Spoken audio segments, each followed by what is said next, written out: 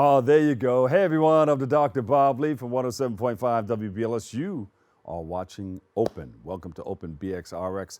Coming up on today's show, we'll speak to the founder of an organization that is providing support for inner city youth.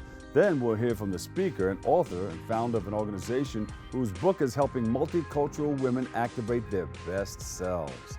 Then, check it out, we'll chop it up with a native Bronx hip-hop artist to find out how he is paying homage to his roots.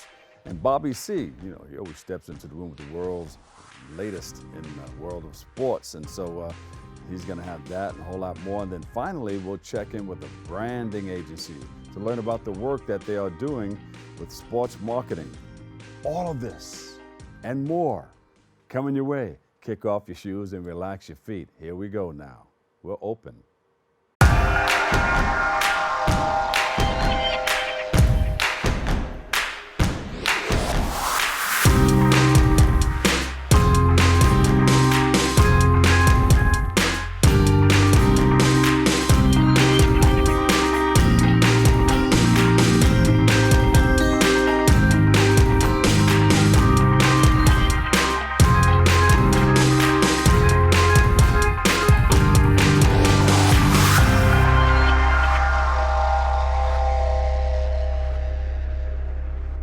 Hey everyone, we've got another fantastic show lined up for you. We're going to give it to you like we owe you something.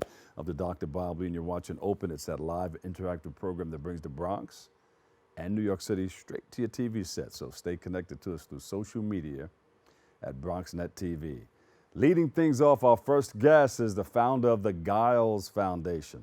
She joins us to highlight the work that she is doing with inner city youth in Westchester County.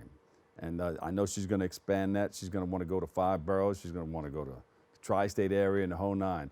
And she's going to reflect on the foundation's upcoming anniversary. So that and a whole lot more coming your way. So please welcome to the show, Claudette Gyles. She's in the house. Hello. Claudette Gyles is in the house, yes. Good morning, sir. How are you? I always pronounce that Gyles and Giles, but Giles, it's like no, Miles. that's fine. It's like Miles. Gyles. Yes, Giles. Yeah. So thank you for joining us. This is your first time on the show? Yes, thank you for having me, actually. Thank you for having me. So wait a minute, you started in 2015, right? What Yes. propelled you to start a foundation like this? So I'm a Christmas baby, and what happened is that I always been getting gifts and stuff you want, stuff you didn't need. And then I decided I used to go to the shelters and help. So I decided to help Hmm. by just maybe having 5 children come in. I'll do their hair, give them a full makeover, and then give them gift, a take-home gift. I would feed them and create a nice little environment for them for that day. Yeah. Well, that the first year turned out to be not 5 but 10 kids. So I've been doing the 10 kids, and then I start getting sponsors. It started growing bigger, bigger, bigger, up to the point where last year we did 150 children. We fulfilled their wish list, actually, is what we did. Because of COVID, they didn't get the hair makeover. So we Uh, transitioned and we fulfilled wish lists with gifts and that kind of stuff. I iPads, know that was a computers. tough time. A lot of people, I think I grew an afro. I went back to like my younger days because it was a hard Yeah, time getting out. They didn't want anybody to go to their barber or sit in anywhere, go anywhere. exactly. So yeah, so you hit the spot, huh? You hit it right on the head. Yes, I Yeah. did. I, Uh, I try to, because they're mostly children that's in the shelter and homeless. And just a mm, quick correction, I actually do step outside Mount Vernon. I'm based in Mount Vernon, but it's a Westchester, New York. I'm actually even registered in Atlanta, so it's not wow. just kids in needs are everywhere. Yeah. So we're trying to expand it a little more where we're doing it for all kids. One of my honorees this year actually is a foundation that does stuff for kids in the Bronx. So if you come to the event, you'll hear all about him, the Gardner Foundation. Oh, tell us about the event. So the event is going to be at Lake Milano's, at Lake Isle Country Club, Uh-huh. the golf course. It's going to be, we're going to have awards, but that's an opportunity for me to actually tell my supporters, because I did not do this by myself. I do have people in the community that come through. If I ask, they give. Sometimes we have people come in $5, $10, $100, but every dollar counts. So they'll come in, they'll donate. During the COVID, I actually had the most donation ever. During Yeah. COVID, one donor gave me $7,500. That's how we end up buying the computers and the iPads and stuff for the kids. So at this event, I'll be just saying thank you to them. I'll explain Right. exactly what our vision is, where we're going with it.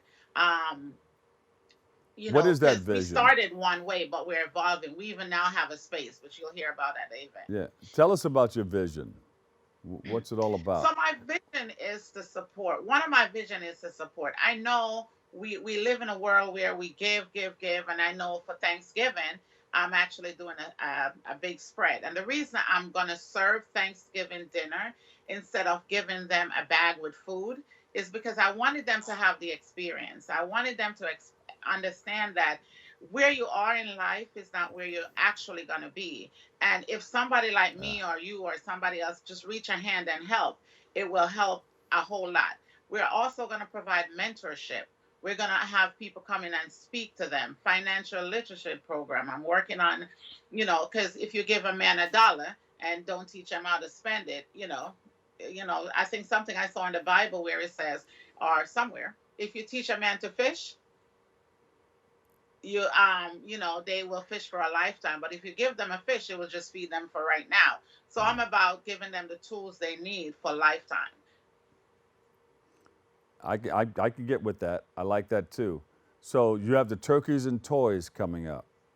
Yes. So what I'm What? doing with that is I'm actually going to go in the shelter for on actually it's November 19th. So if anybody want to volunteer, just hit me up on my email, which we'll provide. So if you want to volunteer, hit me up. I have a salon in Mount Vernon on First Street. You could come by, drop off whatever you need.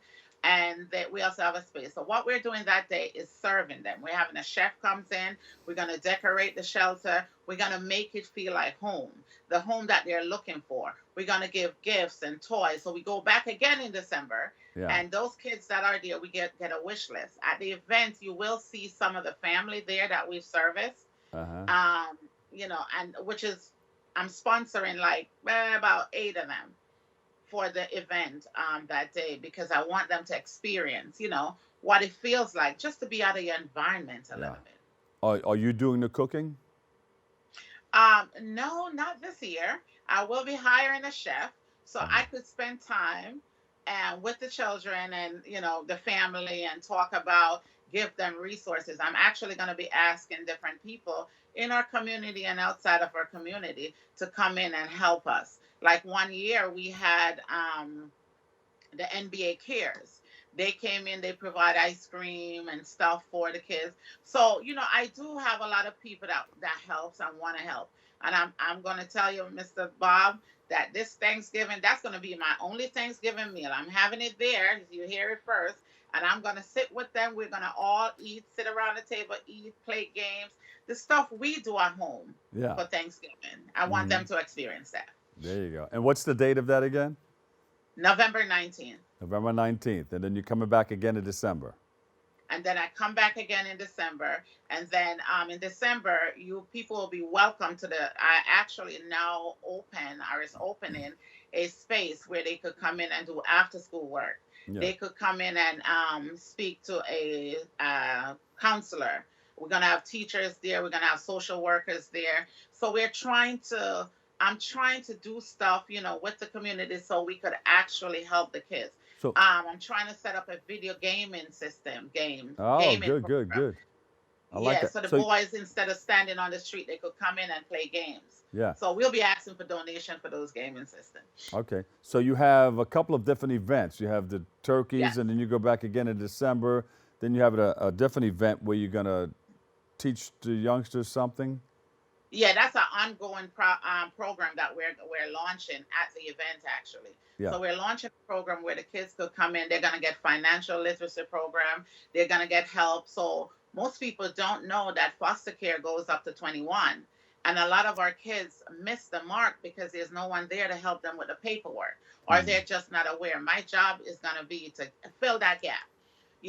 Up to 21, you could stay in foster care, but then I'm teaching you once you get out how do you survive after you leave the program.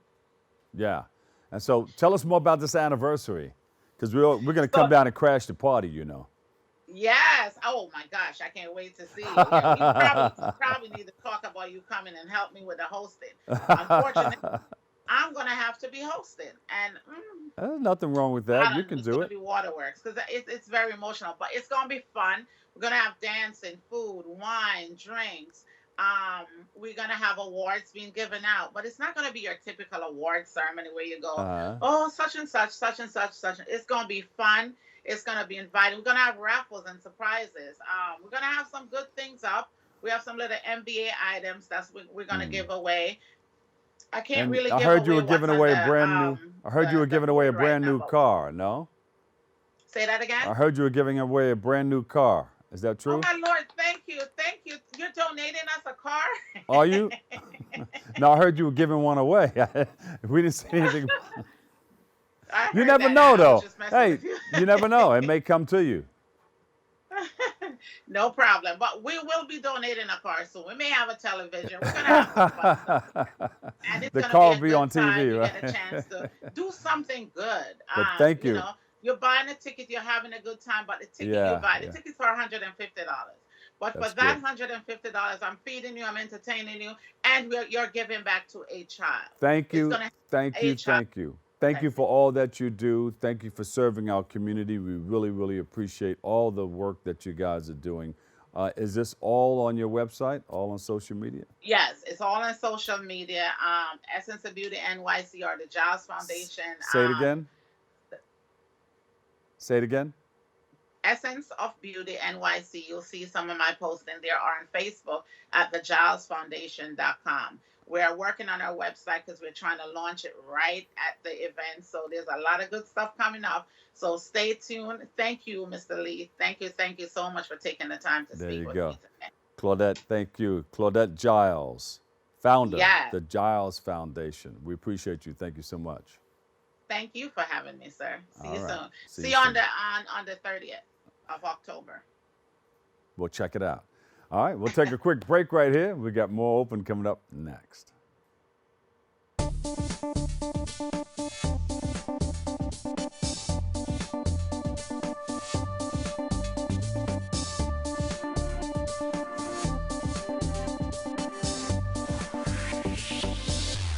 We built a media network for you.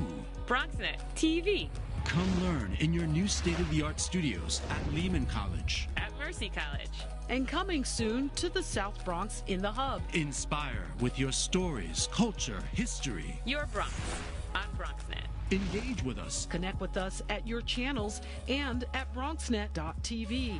Learn, engage, inspire. BronxNet TV. From the Bronx, To the world. BronxNet.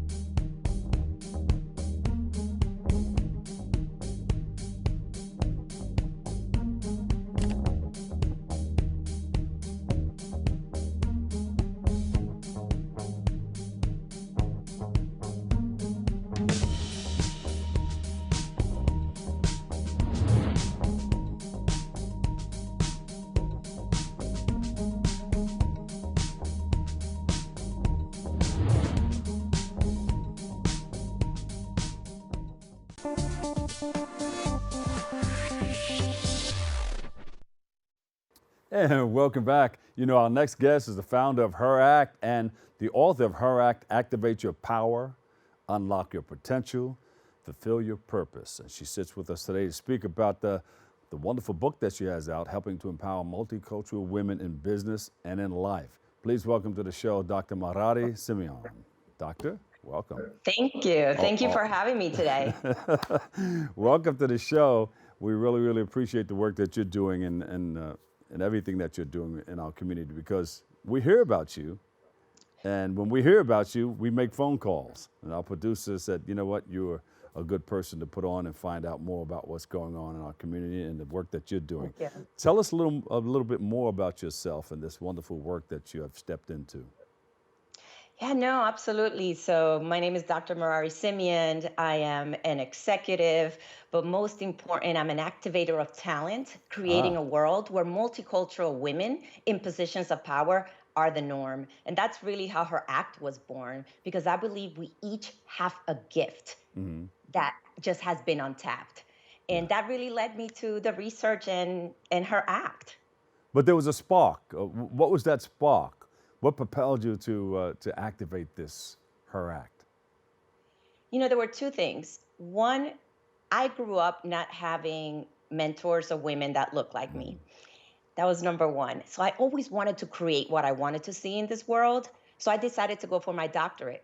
But it was during my dissertation when I was actually working on research on corporate women, specifically multicultural women in corporate America, when I can honestly say, I heard God say to me, healing. This is what's needed.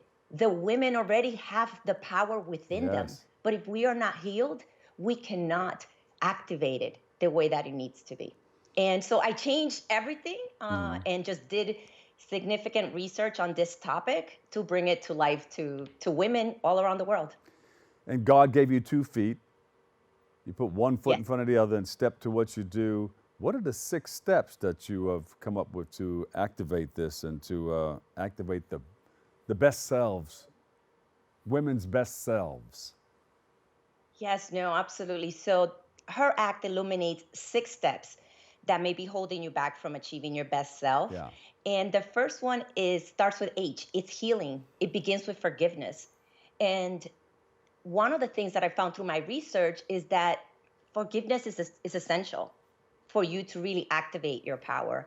It does not mean that you no longer accept somebody's sin, but studies actually show and validate that forgiveness has been linked to improvement of self-esteem, depression, anxiety, you name it. So it is heavily researched that forgiveness, step one, is just a key process in our lives. The second one is elevate your mindset. If we cannot see ourselves, we cannot be.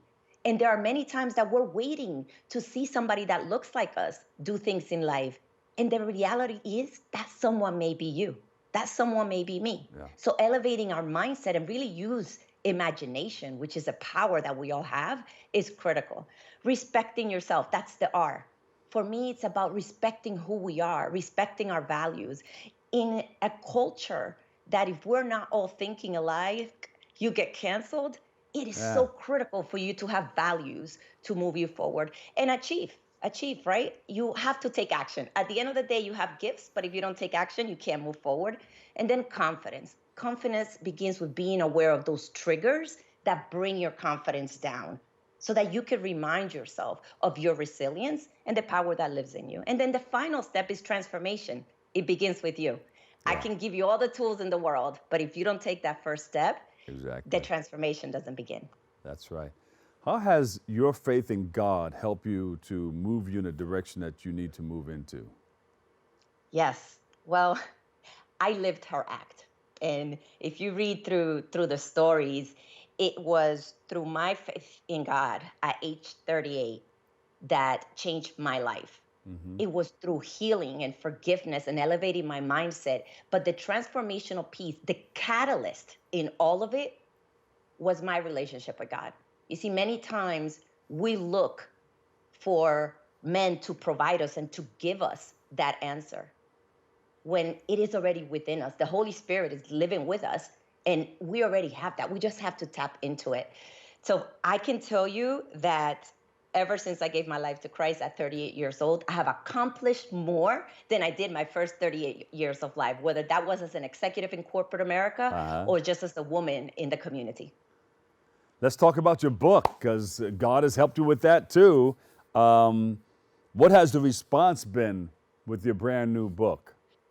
You know, it is doing exactly what I had asked God to do. Yeah. I said, at the end of the day, I wanted to make a difference, a transformational difference. So it has been very positive. The book has already been a blessing to many women, and the most impact that I would say it's had in my life is when I get those texts, those LinkedIn connects, or those emails of women that I don't know Yeah. that just say, you have no idea how much impact this has in my life. The other day I did a keynote on H.E.R.A.C.T. on the book, and women would just come up to me, just hug me and start crying. And you know what? That's all that I needed to know. God is working with them, and it is for his glory, it's not mine. So to me, if it was just one person that the book touched, hey, God left the 99 for me. So I Yeah. am just perfectly fine. But it has touched so many others that it's just gone beyond what I expected. So I'm very grateful and humbled about that. Yeah. And I hear that you're doing a Latin version of the book, a Spanish Yes. version. So we'll be Yes. able So to check it out two on. reasons. Go ahead. Sorry. No. Go ahead. Go ahead. There are two reasons I'm doing that, right? So the first, translating her acting into Spanish was important because today there are only 7% authors that are Latinos. And there are 62.1 Latinos living in the US, and 38% of them speak Spanish. So to me, it was important to get into the hands of that Latino population the book so that they could activate the power, because there's their power. Because there's one thing that I'm certain, and research has showed this: when you unlock the power of a Latina, you change the community around her, you change her generation, you change the world around her. So it was critical for me to do it, not just to increase the 7%, but there are 62 million of us out there. If we all activate our power, this world would be different. Latinas in the house. All right. Merary, thank you so much. Thank you for having Thank you. me. Merary Simeon. And she has that book out, H.E.R.A.C.T. Activate Your Power, and has a whole lot that goes to it. Make sure you go to our website. What's the website? MerarySimeon.com. Thank you so much, Merary. We Thank appreciate you. you. Thank you. All right, we'll take a break. We've got more Open coming up next.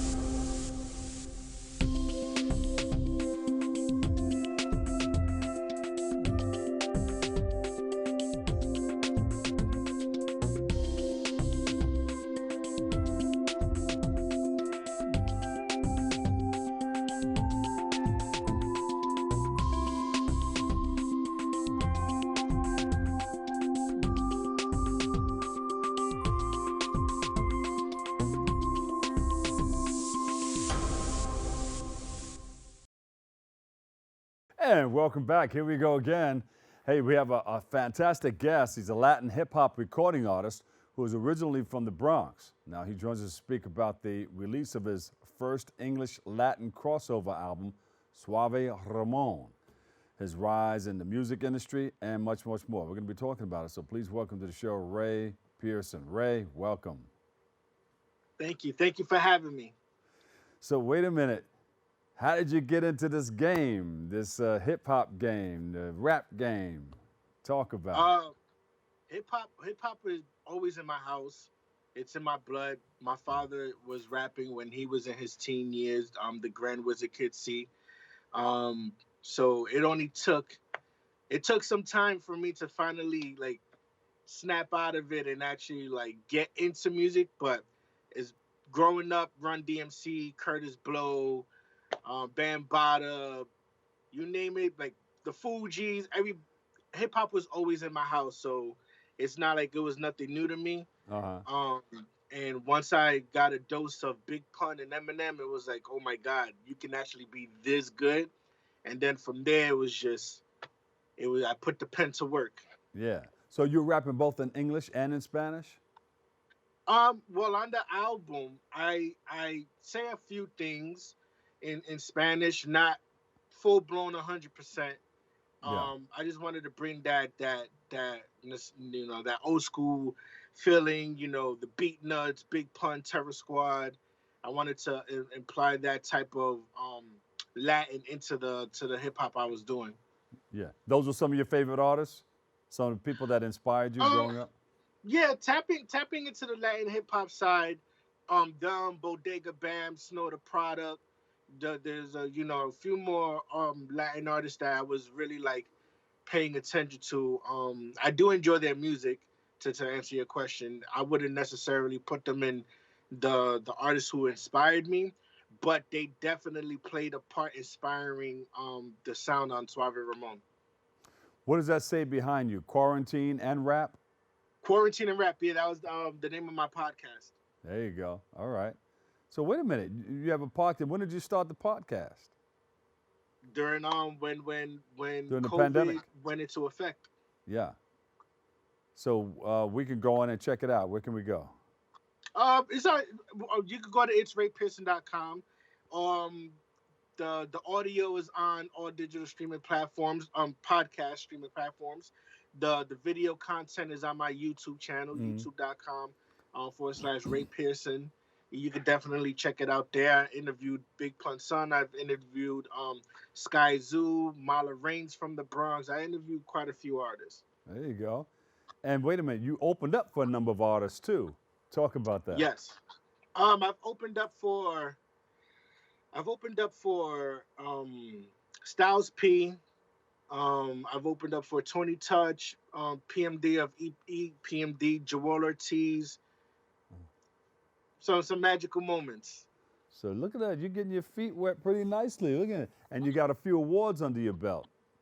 Yes, I do. I was nominated 2 times for the Underground Music Awards. And then following that, I am a 4-time award winner for the Hip Hop Junkie Awards. There you go. You're in it, baby. You're in it. I'm trying. All right. What can we expect from your new album, Suave Ramón? Feel good music, energy, positive feelings. Storytelling is definitely something that as a writer that I love to try to like include in any of the musical projects that I'm doing. I was like that kid in school when they give you like an assignment with a picture and you got to create a 5-paragraph essay to it. Yeah. That was like I thrived off of that. So definitely storytelling, feel good music, talking to the ladies, but it's definitely like everybody can like enjoy. I wanted to celebrate Hispanic producers. I wanted to feature Hispanic only artists, and it was more like it wasn't that I didn't want to include anybody outside of that. It's more so to showcase that the Latin community does have talent, and that's definitely something that I also wanted to prove on this project. There you go, man. You're in it. Are you going to be performing anywhere where we can come down and check you out? Well, between now and December, I don't have anything booked. I probably did my last festival this past weekend in Troy, New York. I've done this year. I've done 6 festivals. Looking forward to next year. But between now and December, I don't have anything booked. I'm only willing to book something if it makes sense. Well, if I could benefit from it as an artist. Well, I'm sure you're going to get some calls. Are you willing to touch us with something right about now? Spit 16 or just lay something out on TV? Freestyle? Definitely. All right. Okay. The truth is, music has changed. I never had issues with new kids. My only problem is these rap categories nominate them as best. I turn biased. Then I want to challenge their pens like, y'all don't got bars like that. I'm John Q and you boys don't got heart like that. Yo, I shatter dreams, assault and batter your team. Actually, I'm adamant and passionate. Packing 16s with ease. I'm passing them C's like breeze. I'm a beast with this rapping, Cross the line, I won't forget that. Keep it real and I respect that. The underdog called me an old head and I will dead that. Bring the sirens in, I'm firing at rappers you're admiring. Doesn't matter if it's global or rappers in my environment. I am in. I spit fire, call the fireman for hip hop. All y'all better retire then. Go ahead, son. All right, the phone calls are starting to come in right now. You ready? Definitely, yes. Where can people reach you? Social media, Facebook, Twitter, Instagram at It's Ray Pearson. It's RayPearson.com, my website. YouTube.com/Ray Pearson. I'm on all digital streaming platforms. You can find me there. Yeah. Check me out. Suave Ramón is out.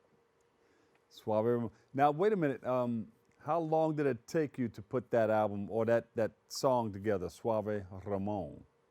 Well, the entire project, it took me since, I want to say, late 2019, after the second festival I did in Newark, the Puerto Rican festival. It was from there where it's like, oh, I really need to do this.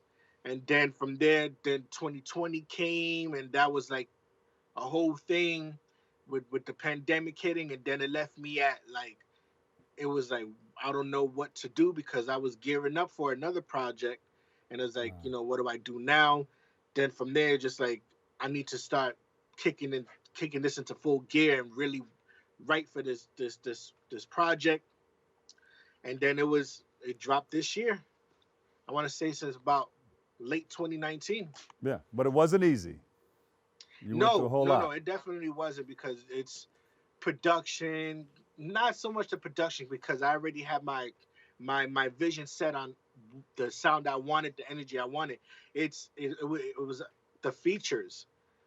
You dealing with features, and then this is no stab at any other artist. When you collab with another artist, you have to benefit from that artist you're collaborating with. So, and everybody, I know people say that, you have to name your price. You got to show them what you're worth. I understand that. But if you're not doing more than me, I'm not putting no money into your pocket. Now, splits and royalties, we take care of that. I make sure you got a plate at the table as far as that's concerned. But for me to pay another artist who's not really doing anything themselves, if we're doing the same open mics or the same showcases, whatever it is, then you're really not doing more than me. So there's not much that I can benefit, off your crowd. Yeah. So one of the problems is coming across features, as long as the feature got to be serious. Yeah, and when you come, bring something to the table so we can both benefit equally. Exactly, because I've done festivals where it's like, I got 12 to 15 minutes. Hey, I'm performing in this festival. If you got something Latin or at least clean, listen, I got enough time on stage that we could work on something, and then I'll let you rock a song so that you could get that festival, rub. Beautiful, beautiful. Not a lot of people going to be looking out for artists like that, especially artists that collab with each other. Listen. So that's one thing that I try to also, here I am, trying to give somebody a platform so that they can do it. They can get onto the festival the next year. So when it came to the most difficult part, I think for me with the project was really coming across the features that I wanted. I wasn't able to get some, but serious artists, and not that I paid people on the project, so it's not like, oh, he just didn't pay anybody. No, I paid people, but that's because we're gonna have to bring you on, and I got to benefit from it as an artist myself. Yeah, Ray, we're gonna have to bring you on so that you can do a whole show. Hey, listen, give me your website one more time. Ray, give me your website one more time, because they're gonna give me a hard rap. I gotta move. All right, www.itsraypearson.com. Music, merch, video, ciphers, it's all there. Check out his new song, Suave Ramón. Ray, thank you so much. We appreciate you, man. Thank you for having me. Thank you so much. There you go. Ray Pearson, hip-hop, Latin hip-hop recording artist. I've got some sports coming up next. Bobby C., he's next up. He has the latest in the world of sports next.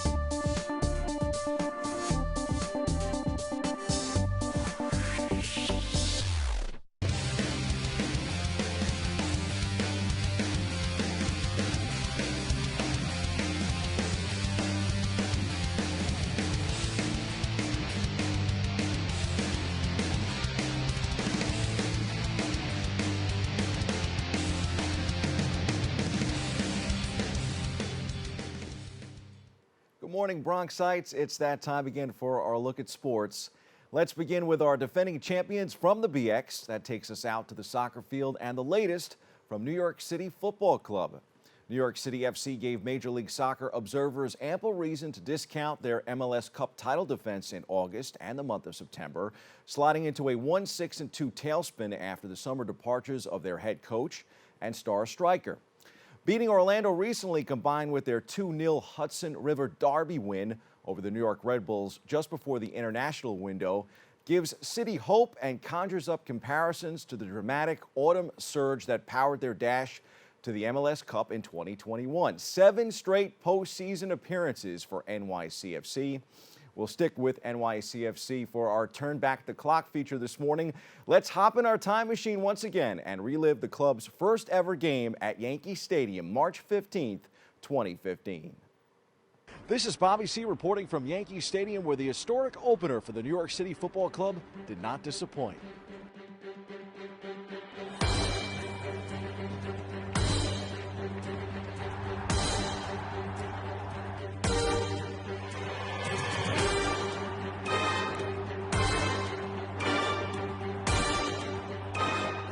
NYCFC defeated the New England Revolution 2-0 in the historic opener, and of course it was their star, David Villa, with the game's first goal. I'm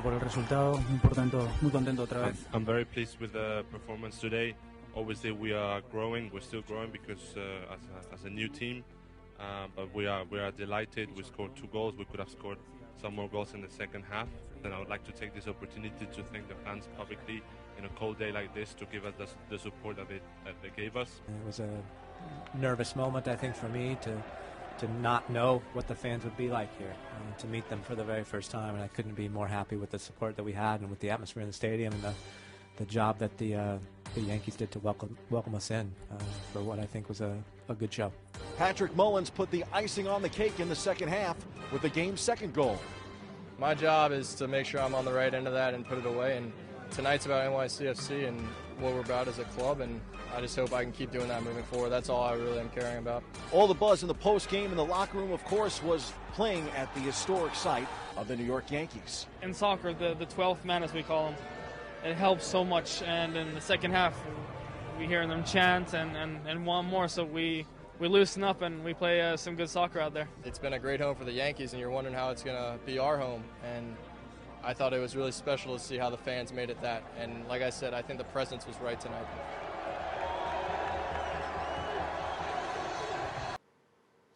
Man, time really does fly, boy, oh boy. When not dazzling on the field, NYCFC has done some amazing things off of it here in the Bronx. That includes a wonderful community event recently at Crotona Park. NYCFC's neighbors, the Bronx Bombers, dropped 2 of 3 to rival Baltimore in their final homestand of the season at Yankee Stadium. That series highlighted by one final attempt, one final home try for Aaron Judge at historic home run number 62. The Mets, meantime, were duking it out with rival Atlanta on the road. The Amazons didn't look amazing at all in Atlanta, but they did promote #1 prospect Francisco Alvarez, the standout 20-year-old catcher considered by most outlets to be among baseball's top 10 prospects and considered the top prospect in the sport, #1 overall, according to MLB.com. Caps off a monstrous season with his first call to the majors. Exciting. Splitting his time between AA and AAA this year, the young slugger posted a combined .260 batting line with 27 home runs, 22 doubles, a 14.1% walk rate, and a 24.8% strikeout rate in 495 plate appearances. Here's Mets GM Billy Epler on the team's prized prospect. Once we moved him to AAA, I think a couple people here asked me some questions about him going to AAA, and that's where I really start to hone in on people and consider them all candidates. So everybody that's playing in AAA is a candidate, and we're watching them really close. That's our most readily available player pool, and so when he got to AAA, he could drive that, I'm really thankful that he communicated the discomfort that he was feeling in the ankle. Once he communicated that, we were able to step in and do something about it. And so that happened, and, he kind of took it from there himself. The MLB postseason is upon us, the return of the NBA and the NHL are too. We caught up with New York City native and New York Knicks up-and-comer Obi Toppin on his excitement for a new season. It's New York. Like, I'm from New York, so the opportunity to be here for another year is amazing. Like, I wouldn't change it for anything, but it's still a business. I still got to go out there, do my job, and I'm going to do that every day. So, for sure, that's all we can, man, not a lot of people are in this position, so that's all we can do is have fun. But yeah, coach controls all that, and we're here. I'm ready whenever my name is called, just like every other player. So whenever my name is called, I'm going to try and give 110 every day. So, my man, Obi Toppin. The young season has been kind to the New York Football Giants, who started 3-1 following a home win over Chicago. The team's Bronx-born star is doing it all. We go back inside the locker room for more. When I saw Tyrod go down, I kind of realized, like, oh, I'm up next. I mean, I'm the quarterback. So, like I said, I think, first of all, you got to give credit to DJ coming back in the game. You know, he's I can't curse. He's a tough, you know what I mean? And nothing but respect for him, and to go in there and continue to fight through that for his team just shows you the type of person, the type of player he is. But I think, you know, I just tried my best to read it. It's really not that hard, I guess, but I think I made the right reads on him. But like I said, we were able to keep the ball moving, get downfield, get some points, and defense did a great job for us. Giants and Jets have looked pretty good thus far, perhaps better than expected. Fordham football has also started strong. The Rams crushed Georgetown on family weekend here in the Bronx. Roll 'em. 2 turnovers in the first half is not how we want to operate, but I thought the guys, you know, gathered themselves and really did a great job right at the end of the first half. Second half, you know, we were better defensively than the first, but we got to be cleaner offensively. I thought we executed pretty well. You know, ran the ball for 277. That's a pretty good day. So, you know, generally pleased overall. Just plenty we need to clean up. What can I say? In the New York groove. We'll close this sports roundup with a nugget from the world of racing. The governing body for Formula One says IndyCar star Colton Herta will not be granted the super license that the American needs to join the F1 grid next season. Unfortunately, the FIA decision was not a surprise, though. Red Bull was interested in the 22-year-old Californian and considered giving Herta a seat at AlphaTauri, its junior team. AlphaTauri has already said that Pierre Gasly will return next season, and Yuki Tsunoda received a contract extension too. However, AlphaTauri has acknowledged it would release Gasly, who is apparently wanted at Alpine, but only if it had a compelling driver such as Herta to put in their car. F1 has not had an American on the grid since Alexander Rossi in 2015, but Herta did not particularly want the FIA to make an exception to the licensing system to get him a seat. To be continued. That American F1 driver is out there somewhere. I think you will see Colton, who has joined us right here on BronxNet during the pandemic, as the next one, but it could come in 2024 or 2025. Those are the headlines. We hit the C list for a Bronx remembrance.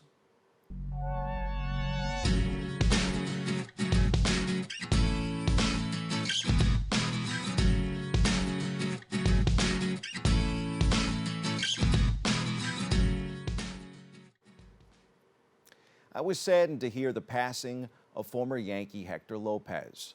When I was a kid, my mom would always put me to sleep with stories of great Bronx Bombers at night. The team wasn't very good in the 1980s, and I lived vicariously through her stories from the great teams of the 50s and the 60s. The best part was always learning about a Yankee legend that wasn't as widely known as, say, stars like Mickey Mantle, Yogi Berra, or Whitey Ford. Her and I would go to the baseball card shop, a thing of the past too, and collect cards of those players from back in the day. I still remember my first Hector Lopez card. The former infielder and outfielder passed away at the age of 93 recently. He was a staple at Yankee old-timers days. It always was cool to see him and interview him. Lopez was a 2-time World Series champion and played in parts of 11 Major League seasons.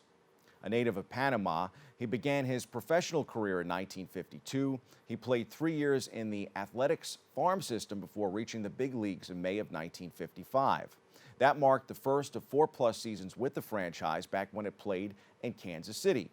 Lopez saw most of his early action at third base, but also logged time at second, shortstop, and in center field.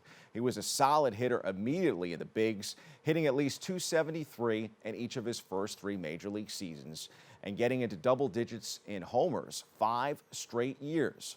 Over his time with the A's, Lopez hit .278 with 67 long balls and 99 doubles. The Yankees acquired him midway through the 1959 campaign, and he spent the second half of his career right here in the Bronx. He topped 100 games in 6 of the next 7 seasons, increasingly seeing more time in the corner outfield later in his career. He often shared an outfield with Mantle and Roger Maris, as you saw before, in the early 1960s, contributing to a team that claimed 5 consecutive pennants between 1960 and 1964. New York went on to win back-to-back titles in '61 and '62, with Lopez collecting a homer and a triple in 4 games during that classic 1961 World Series. Over parts of 8 years in pinstripes, Lopez hit .262 with 69 home runs. He finished with the Yankees in 1966. After playing 2 more minor league seasons but failing to return to the majors, he retired. He finished his playing career with 1,251 career hits, 136 career home runs, and 591 career RBI. Once his playing time wrapped up, he kicked off a lengthy career as a minor league manager, broke some barriers there. He worked in affiliated ball for a few decades and managed the Panamanian team at the 2009 World Baseball Classic. Rest in peace, Hector Lopez. It was a pleasure sharing your story with our fans this morning on BronxNet. That's your look at sports. I'm Bobby C. Stay tuned, more Open coming back at you right after this.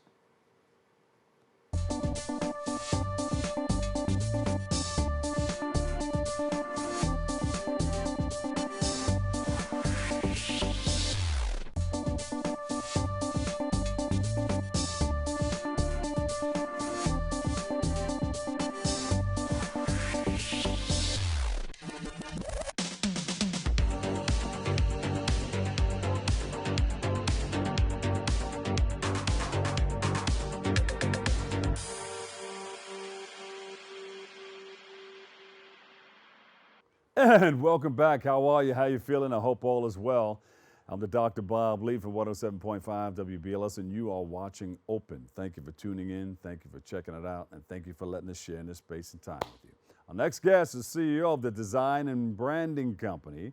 He joins us to highlight the work that his agency is doing in sports and in marketing in that wonderful space, and how he's uplifting underdogs, one company at a time. So please welcome to the show, Carlos Williams. Carlos, uplifting underdogs, one company at a time. Explain that. Well, thanks for having me. And at DBC, that's who we are. So we're the underdog, right? So I'm sure you know there are not many Black-owned agencies that are dealing with the enterprise space. And so we have that disadvantage going in, but we use it to our advantage and to our clients' advantage. Like always think back to Avis and we try harder. So we know we have to work harder, and we come up with better things for our clients, who we call our citizens, to be able to help their brands grow and to highlight the people who are making it happen and deserving of the exposure. So you started from the bottom, now you're here. I love it. I'm from Brooklyn, and I started the company as a side hustle on my bed in Brooklyn, really just designing for friends and their wedding invitations and a band's website here and there. And then you start hearing, you should charge for this. You have something here. And then a couple years later, you have employees and clients, and now 8 years later, we're an established business. Really growing every year, and it's the types of clients that we're working with are huge household names from your Spotify's of the world, and also doing a lot in sports. Yeah, are you still doing the smaller guy? You're still doing websites and flyers and stuff like that? We work with clients of all sizes, and that's really, really exciting. So we still are able to work with with early stage companies, as we call them, and we want them to grow, right? So if you have a growth mindset, no matter what stage you're at, we want to make sure that we equip you with the tools to be able to grow. And now you're working with the NBA and WNBA? So Talk about those the professional PA, organizations. so the MBPA, the WNBPA have been two of our strongest supporters. We love working with the players off and what they're wanting to do off the court. And just really being able to highlight the work that they do as businessmen, as philanthropists, to make sure that they're telling their stories off the court. How did your relationship start with the Oracle New Suites Open and the other companies? Yeah, so we brand these two major squash tournaments every year. The Oracle NetSuite Open here in San Francisco, where I am right now because it's happening, and the JP Morgan Tournament of Champions that happens every January in Grand Central Terminal, right in New York. Came to them, and this is a great networking tip. If you have a successful relationship with one client, ask them to introduce you to people like them, and that's how we got into squash. We did some really great work, and I asked for an introduction and was introduced to the tournament director. Yeah, that's the JP Morgan Chase company or tournament? Yeah. So JP Morgan sponsors the Tournament of Champions every year. Happens in Vanderbilt Hall, which is a really historic place in the city, a landmark space. And our job is to make sure that they're making the greatest impression. So we want to bring world-class squash to the masses. So when people are walking by, they're seeing the JP Morgan logo, they're seeing all the other sponsors and saying, all right, look, this is a company that's really putting their money behind something that's different and that's cool. Yeah. And squash is just an interesting sport that I don't think I would have ever realized without working on these projects, but it's a really tough, smart, and athletic sport, and I can see why companies want to put their brands behind it. Yeah. Do you have any other projects coming up with the branding company, the design and branding company? Yeah, we are bringing Sophia Learning, for instance, to the masses, bringing them and helping them grow. We have our next round with Bank of America's Breakthrough Lab, which we're a partner in. So we're helping them. They have an accelerator that helps fintech founders of color, and we are a great partner with them in helping those founders get the marketing and branding tools that they need to be able to succeed in the world. So if somebody comes up to you and says, hey, you know what, I've been fumbling the ball a little bit, and I want to get myself together. I've been doing it a little bit on my own, but I need somebody that can handle this, my design and my branding. Can you do it for me? What do you tell them? What are your goals, right? Like, do you want to be a national, international brand? Then that's the right fit for us, right? Like, we're going to give you a roadmap in order to get there. So it's not, let's dump a ton of money into something that and potentially see no results, because a lot of early stage companies don't even have that budget. So it's like, what can we do to get you to your next inflection point? So when do you need to be in Whole Foods for the first time? When do you want to raise money with investors? Like, how do we get you there so that we can keep working with you at every single step in the road? That's good. So if they don't have a whole lot of money at that time, you work with them with what they have, where they're at. As long as they want a whole lot of money at some point in the future. There you go. There you go.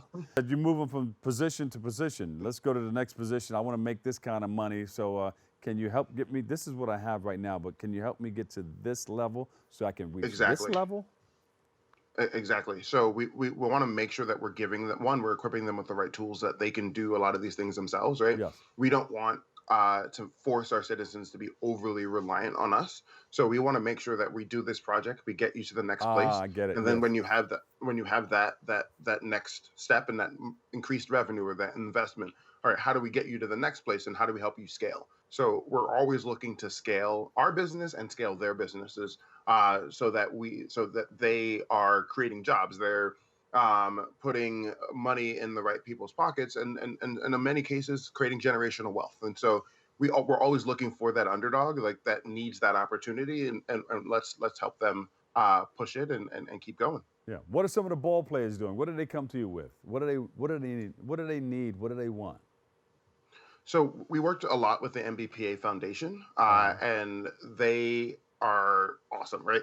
So they do matching grants for the players.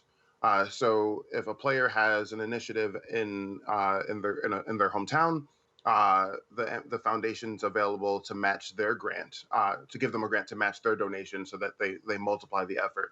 So we've seen things from drives in schools to court refurbishments to bringing water to Africa, to hurricane relief. Like all those things, the players are putting their own money and their own brand behind it. Oh, beautiful. All right. I think we're going to step. I know some people that want to step to you and use your services. I can't wait. Just reach out on our website, or there's plenty of ways to get in contact with us. You got it. And what's your website? How do we get in touch with you to find out? Yeah, so it's studiodbc.com. So that's Studio Delta Bravo Charlie.com. Follow us on Instagram or on LinkedIn you just search for Studio DBC. We try to make sure that we're the easiest meeting of everyone's day, and part of that is how can you get in touch with us very, very quickly and get us on your calendar. There you go. Hey, Carlos Williams, thank you so much, and you're always welcome to come back to share more, so we can continue to spread the word, let people know that you're there. Okay, thank you so much, and I can't wait to be back. You got it. Carlos Williams, CEO, Design and Branding Company. He'll do the right thing for you. That's about it for us. Thank you for letting us share in this space and time with you. I'm the Dr. Bob Lee, and I'll see you over 107.5 WBLS. For all of us here at BronxNet, have a great and enjoyable day, and we'll catch you another day, another way. Always remember this: what you are is God's gift to you. What you make of yourself is your gift to God. So choose your choice. Let your choice control the chooser. I'll see you. It's open. We're wide open. Anything you want to do, we're open for it. Thank you guys so much. Thanks for tuning in. Thanks for checking it out.